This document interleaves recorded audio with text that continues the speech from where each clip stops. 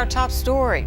Law enforcement officers from Northeast Alabama and Northwest Georgia participated in a safety training session at the Oxford Performing Arts Center today.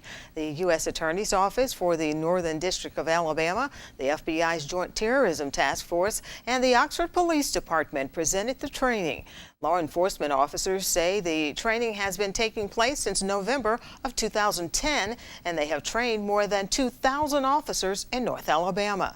They say today is about creating awareness and inspiring dialogue. The training today is not just sovereign citizens, it's also about militias and also other extremist groups, as well as the use of weapons of mass destruction by these groups. Domestic extremism is certainly something that we need to remain concerned about. There are individuals who cross that line between expressing their free speech into actually conducting violent acts that go from being aspirational to operational.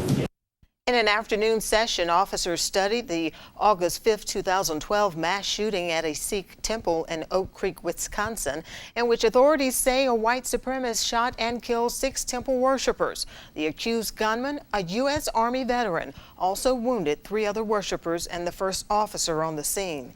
That officer, retired Patrol Lieutenant Brian Murphy, was struck a total of 15 times and was at today's training to share his experience.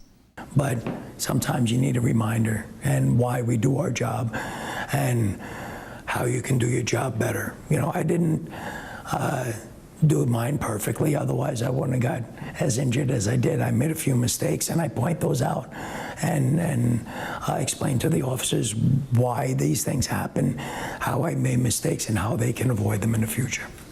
More than 400 officers learned how to better prepare for potential encounters with domestic extremists at today's conference.